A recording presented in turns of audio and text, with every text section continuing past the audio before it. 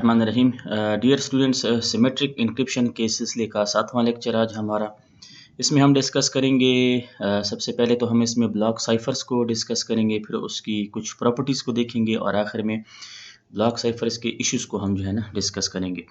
अच्छा, block cyphers के हवाले से सबसे पहली बात तो ये है कि स्ट्रीम साइफ़र और ब्लॉक साइफ़र में डिफरेंस ये है कि स्ट्रीम साइफ़र्स बिट वाइज़ या बाइट वाइज़ एन्क्रिप्शन और डिक्रिप्शन करते हैं, जैसे पिछले लेक्चर में हमने देखा। लेकिन ब्लॉक साइफ़र्स में ये नहीं होता। ब्लॉक साइफ़र में होता ये है कि आपका प्लेन टेक्स्ट जो है वो बिट्स ऑफ ब्लॉक्स में डिवाइड होता है। लेट्स से हमने प्लेन टेक्स्ट लिया और उसको फिर हमने क्या कर दिया, कन्वर्ट कर दिया 3 ब्लॉक्स में, ठीक है। ये ब्लॉक फर्स्ट ब्लॉक हो गया, ये सेकंड हो गया और ये थर्ड। अब ये फर्स्ट ब्लॉक जो है ये एन्क्रिप्शन के जो एल्गोरिथम है उसमें से गुजरेगा और यहाँ पे इस साइड में हमारे पास जो साइफर टेक्स्ट का ब्लॉक होगा C1 वो जनरेट होगा। लेट्स से ये हमारे पास P1 है, ये हमारे पास P2 है और ये हमारे पास P3 है। फिर उसके बाद जो है ना P2 इस एल्गोरिथम में से गुजरेगा और हमारे पास साइफर टेक्स्ट का दूसरा ब्लॉक जनरेट होगा। आखिर में P3 जो है इस एल्गोरिथम में से गुजरेगा और तीसरा जो हमारा साइफर टेक्स्ट का ब्लॉक है वो जनरेट होगा। तो ब्लॉक साइफर्स डियर स्टूडेंट्स इस तरह काम करता है कि हम उसमें प्लेन टेक्स्ट को ब्लॉक्स में डिवाइड करते हैं। उसके बाद जो है ना वो इंडिविजुअल ब्लॉक्स जो हैं वो इनक्रिप्ट और डिक्रिप्ट होते हैं। इसमें ये है कि जो ब्लॉक का साइज़ है वो क्या होता है, वो फिक्स्ड रहता है। या तो आपके ब्लॉक का साइज़ 64 बिट का होगा या 128 बिट का होगा या 256 बिट का होगा। लेकिन ब्लॉक साइज़ेज़ जो हैं ये हमारे पास क्या होते हैं, नॉर्मली फिक्स्ड रहते हैं। फिर ये है कि इसको जब हम एन्क्रिप्ट करेंगे तो जो हमारे पास साइफर टेक्स्ट के ब्लॉक्स जनरेट हो रहे हैं वो भी उसी साइज़ के होंगे। डियर स्टूडेंट्स, वो भी सेम साइज़ की ही होंगे। लेट्स से ये हमारे पास 64 बिट का ब्लॉक साइज़ है, ठीक। इसको हमने एन्क्रिप्ट किया, उसके बाद जो हमारे पास साइफर टेक्स्ट का ब्लॉक जनरेट हुआ वो भी 64 बिट का होगा। तो ये ब्लॉक साइफर्स के काम करने का तरीका। अच्छा, अब इसी चीज़ को एक डायग्राम से एक्सप्लेन करने की कोशिश करते हैं। ये हमारे पास एन्क्रिप्शन एल्गोरिथम है।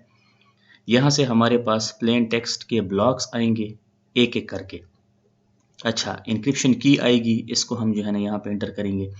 उसके बाद इस साइड पे हमारे पास क्या होंगे, जो साइफर टेक्स्ट के ब्लॉक्स होंगे एक-एक करके वो जनरेट होंगे। तो ये ब्लॉक साइफर्स के काम करने का तरीका। अच्छा, अब ब्लॉक साइफर्स की कुछ प्रॉपर्टीज़ को डिस्कस करते हैं। डियर स्टूडेंट्स, ब्लॉक साइफर्स एक तो ये हैं कि वर्सटाइल हैं। वर्सटाइल से मुराद ये है कि ब्लॉक साइज़ को सिर्फ हम एन्क्रिप्शन और डिक्रिप्शन तक ही महदूद नहीं है ये, बल्कि ये दूसरे जो क्रिप्टोग्राफिक प्रिमिटिव्स हैं उनमें भी इनको हम यूज़ करते हैं। उनमें सबसे पहले हमारे पास मैक्स है या जिसको हम मैसेज ऑथेंटिकेशन कोड्स कहते हैं और दूसरा हमारे पास हैश फंक्शंस हैं। इनको आगे चल के इंशाल्लाह हम डिटेल्स में डिस्कस करेंगे।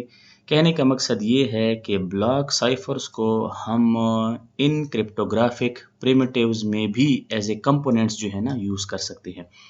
तो ये तो हो गए वर्सटाइल। फिर ये है कि कंपैटिबल भी हैं। कंपैटिबल किस वजह से हैं कि बहुत सारी जो एप्लीकेशंस हैं, ठीक है ना, उनमें हम इनको यूज़ कर सकते हैं। अच्छा, तो इस वजह से ये कंपैटिबल भी हो गए। ऐसा नहीं है कि सिर्फ़ इसका इस्तेमाल एक ही एप्लीकेशन तक महदूद है, बल्कि एग्ज़ाम्पल के तौर पर इधर मैंने लिखा है कि AES जो हमारा एडवांस एन्क्रिप्शन स्टैंडर्ड का ब्लॉक साइफ़र है, जिसको हम आगे चल के तफ़सील से भी डिस्कस करेंगे, वो सिर्फ़ एक एप्लीकेशन तक महदूद नहीं है, बल्कि बहुत सारी एप्लीकेशंस में इसको हम इस्तेमाल करते हैं, तो ये कंपैटिबल भी हो गए। फिर जो तीसरी प्रॉपर्टी है वो है एडेप्टेबिलिटी की। एडेप्टेबिलिटी से मुराद ये है कि ब्लॉक साइफर्स को हम डिफरेंट मोड्स में यूज़ कर सकते हैं, जिसकी वजह से हमें मुख्तलिफ़ किस्म की प्रॉपर्टीज़ जो है ना वो अचीव होती हैं। नेक्स्ट लेक्चर में डेज़ मोड्स एक एल्गोरिथम है DES डेटा एन्क्रिप्शन स्टैंडर्ड, इंशाल्लाह उसको हम डिस्कस करेंगे। उसके मोड्स को जब हम डिस्कस करेंगे तो ये जो पॉइंट है इंशाल्लाह वहाँ पे और भी ज़्यादा क्लियर हो जाएगा। बस यहाँ तक सिर्फ़ इतना ही काफ़ी है कि जो ब्लॉक साइफ़र्स हैं इनको हम मुख्तलिफ़ मोड्स ऑफ़ ऑपरेशन में भी यूज़ कर सकते हैं मुख्तलिफ़ प्रॉपर्टीज़ अचीव करने के लिए। इसकी एग्ज़ाम्पल इंशाल्लाह हम आगे चल के देखेंगे। तो ये तो डियर स्टूडेंट्स कुछ प्रॉपर्टी थी ब्लॉक साइफ़र्स की, लेकिन इधर भी जो है ना स्ट्रीम साइफ़र की तरह कुछ इश्यूज़ हैं। सबसे पहला इशू तो एरर प्रोपेगेशन का है। अब इधर जो है ना वो प्रॉब्लम आ गई जो कि स्ट्रीम साइफर में नहीं थी। यानी अगर आपके पास ये प्लेन टेक्स्ट है, उसमें आपके पास एक बिट का एरर आ जाए, ठीक है ना। जैसे पिछली दफ़ा हमने डिस्कस किया था कि इसको तो 0 होना चाहिए था, लेकिन ये 1 हो गई। उसको जब हम एन्क्रिप्शन के अमल में से गुजारेंगे तो ये हमारे पास साइफर टेक्स्ट जनरेट होगा। साइफर टेक्स्ट में भी ये एरर जो है ना हमारा क्या होगा, सिर्फ एक ही बिट तक महदूद रहेगा, ठीक।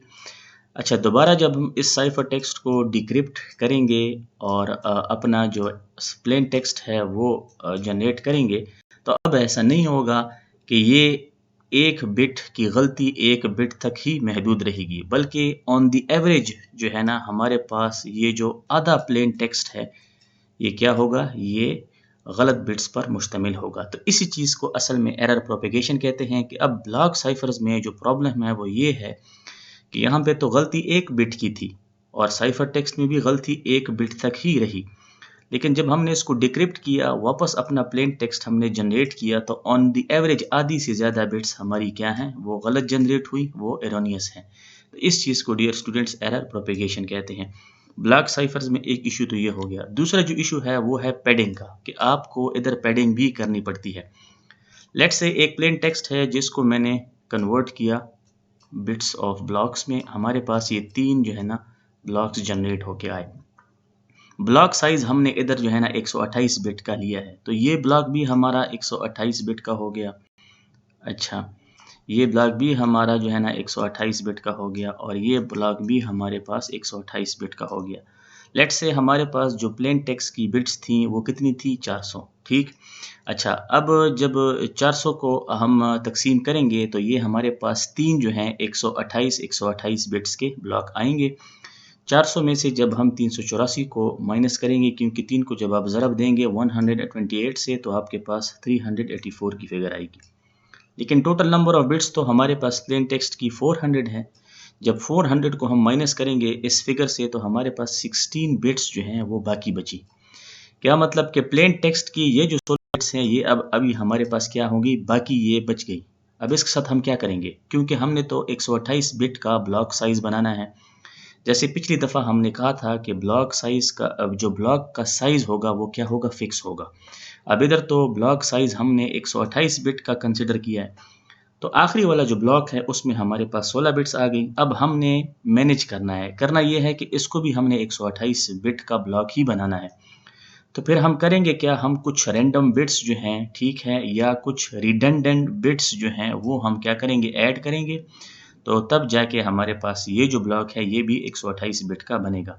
अब इस केस में हमें कितनी रिडंडेंट बिट्स की ज़रूरत होगी, 112 रिडंडेंट बिट्स की हमें ज़रूरत होगी। तब जाके ये आखिरी वाला जो ब्लॉक है ये हमारा 128 बिट्स का बनेगा। तो डियर स्टूडेंट्स, इस चीज़ को हम क्या कहते हैं, इस चीज़ को हम क्या कहते हैं, पैडिंग कहते हैं, ठीक है ना। यानी हमने ये रिडंडेंट बिट्स 112 क्या कर दी, पैड कर दी। अब अगर आपके पास डेटा कम है फिर तो पैडिंग इतना मसला नहीं है, लेकिन अगर आपके पास large amount of plain text है और वहाँ पे आपके पास जो पैडिंग है वो ज़्यादा आ रही है, तो फिर परफॉर्मेंस इशू खड़ा होगा और आपकी परफॉर्मेंस पे फ़र्क आएगा और एक एक एक्स्ट्रा ओवरहेड जो है ना वो बनेगा आपके पास, ठीक है ना। अच्छा, ये पैडिंग होती किस लिए है, ठीक है। हो सकता है आपके जहन में ये सवाल आए कि ऐसा नहीं होता कि प्लेन टेक्स्ट जो है वो फिक्स्ड ही जो है ना नंबर ऑफ बिट्स में कन्वर्ट हो और ये पैडिंग की ज़रूरत ही ना पड़े। ऐसा नहीं होता डियर स्टूडेंट्स, बल्कि ऐसा होता है कि अक्सर औकात, ठीक है ना, मोस्ट प्लेन टेक्स्ट जो हैं वो आपके क्या होते हैं, वो इसी तरह जो है ना आपके पास कन्वर्ट होके आते हैं। अगर तो फिक्स्ड कन्वर्ट होके आ गए फिर तो मसला नहीं है, पैडिंग की ज़रूरत नहीं है, लेकिन मोस्टली अक्सर यही होता है कि आपको पैडिंग की ज़रूरत पड़ती है। तो ये तो दो इशू थे डियर स्टूडेंट्स। अब ब्लॉक साइफर के हवाले से आखिरी बात ये है कि अगर हम ये कहें कि स्ट्रीम साइफर ज़्यादा यूज़ होते हैं या ब्लॉक साइफर, तो उसका ये है कि जनरली अगर हम बात करें तो जो ज़्यादातर एप्लीकेशंस हैं वो किस चीज़ को फॉलो करती हैं, वो ब्लॉक साइफर्स को यूज़ करती हैं। स्ट्रीम साइफर्स का इस्तेमाल इतना नहीं है। इसका मतलब ये नहीं है कि बिल्कुल भी इस्तेमाल नहीं है इस्तेमाल। जैसे हमने अभी कुछ एप्लीकेशंस पीछे डिस्कस की टेलीकम्युनिकेशन के हवाले से, स्पेशली मोबाइल कम्युनिकेशन के हवाले से और वीडियो स्ट्रीमिंग के हवाले से। लेकिन अगर हम जनरली बात करें तो जो ब्लॉक साइफ़र्स हैं वो ज़्यादा यूज़ होते हैं एप्लीकेशंस में स्ट्रीम साइफ़र्स के निस्बत। अच्छा, इसके अलावा जो है ना जो सिमेट्रिक क्रिप्टोग्राफिक एप्लीकेशंस हैं वो भी ज़्यादातर किस चीज़ को यूज़ करती हैं, ब्लॉक साइफ़र्स को यूज़ करती हैं। अब डियर स्टूडेंट्स, अगले लेक्चर्स में इंशाल्लाह हम ब्लॉक साइफ़र्स की जो एग्जांपल्स हैं उनको डिस्कस करेंगे। वहाँ पे आपको ये बात और भी क्लियर हो जाएगी कि क्यों जो है ना ब्लॉक साइफ़र ज़्यादातर यूज़ होता है। तो डियर स्टूडेंट्स, ये तो था आज का लेक्चर। उम्मीद है आप लोगों को समझ आ गई होगी। नेक्स्ट लेक्चर तक फ़ी अमान अल्लाह।